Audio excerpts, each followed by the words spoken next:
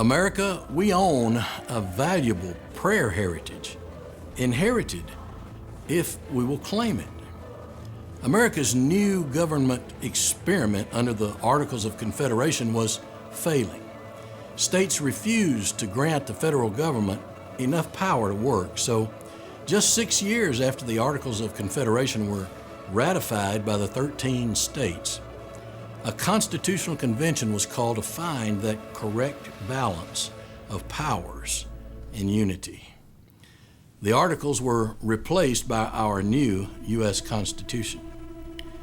Benjamin Franklin's Constitutional Convention address on prayer was delivered at age 81 on June 28, 1787 in Philadelphia, Pennsylvania, when he said this: "Mr. President, the small progress we have made after 4 or 5 weeks, close attendance and continual reasonings with each other, our different sentiments on almost every question, several of the last producing as many noes as ayes, is, methinks, a melancholy proof of the imperfection of the human understanding.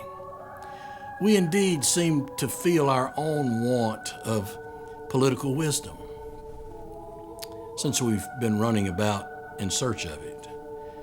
We have gone back to ancient history for models of government and examined the different forms of those republics, which, having been formed with the seeds of their own disillusion, now no longer exist. And we viewed the modern states all around Europe, but find none of their constitutions suitable to our circumstances.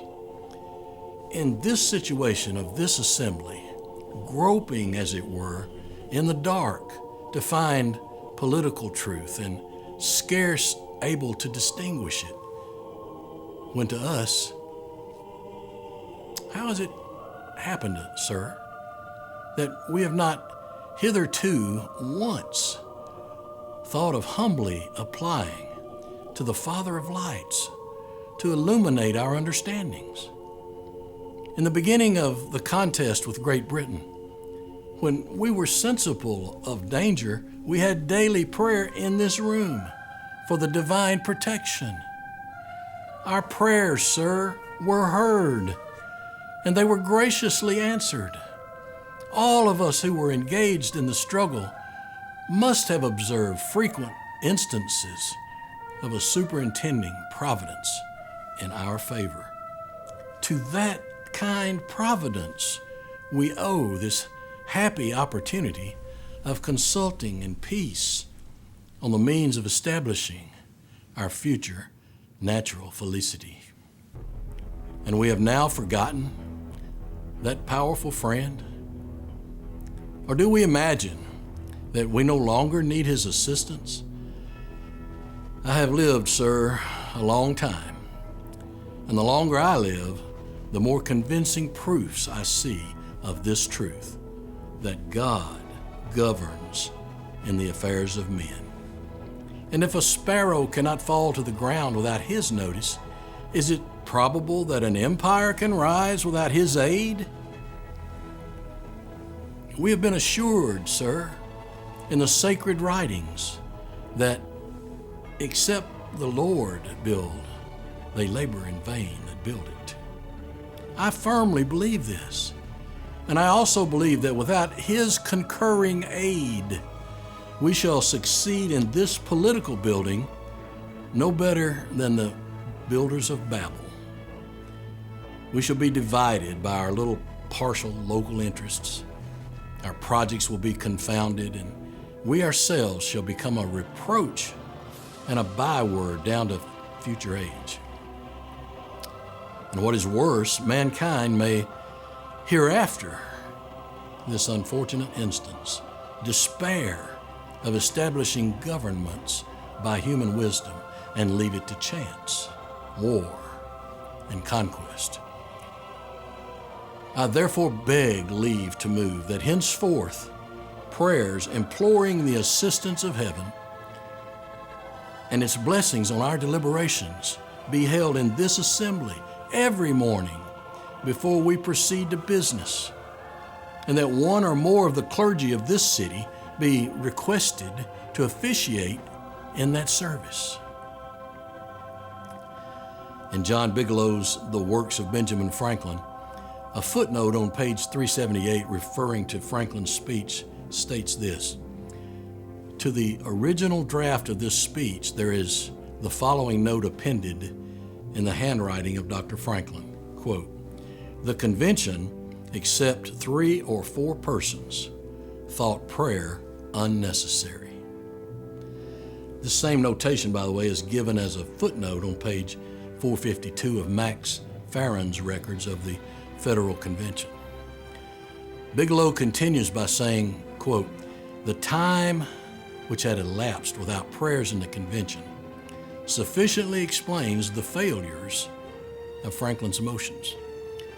As one reads these various sources, however, the response to Franklin's motion should not be viewed as an atheistic or deistic expression from the delegates. In their view, prayer was an official ceremony requiring ordained clergy to officiate, as Dr. Franklin noted, and the funds to pay them, as Mr. Williamson observed. It was not as simple as asking Brother George to ask God's blessing on their deliberations. This was not the general approach to religion during this time in history. Orthodox formality was the preferable style and manner, at least in official settings. For example, when Reverend Duché offered the first prayer in the Continental Congress, he appeared, as they say, quote, "with his clerk and in his pontificals," and read several prayers in the established form. Granted, he also unexpectedly struck out into an extemporary prayer. But the point is made, religious formality was the order of the day. Those orders were followed a few days later at the Reformed Calvinist Lutheran Church.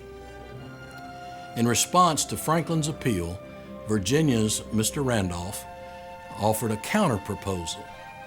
He recommended that, quote, "a sermon be preached at the request of the convention on the 4th of July, the anniversary of independence, and thence forward prayers be used in the convention every morning." One report has Washington leading most of the convention delegates to the church where James Campbell preached a sermon, trusting in the wisdom of the delegates to establish a free and vigorous government. The first Constitutional Congress convened with a quorum April 9th, 1789. They implemented Franklin's recommendation. 2 chaplains of different denominations were appointed, one to the House and one to the Senate, with a salary of $500 each. This practice continues today, posing no threat to the First Amendment. How could it? The men who authorized the chaplains wrote the First Amendment. Franklin obviously felt that God governed in the affairs of men, the opposite beliefs of deists, as some claim he was. Many people attempt to impose today's definition upon Franklin, Jefferson, and others, implying that they had nothing whatsoever to do with religion. This is simply a godless agenda, inconsistent with the words and deeds of those who created America's political system. Franklin, as well as all the framers of the Constitution, realized the value of prayer in their personal lives, their pursuit of a government with dual sovereignty and dysfunctional politics. As it turns out, Dr. Franklin was not senile at all. He was simply asking for divine assistance in what proved to be the formation of our American system. Perhaps there were no official prayers during the convention, but denying that delegates wanted God's blessing and direction, now that would be senility and suicidal. Prayer with our God Jehovah is our heritage if we will just claim it.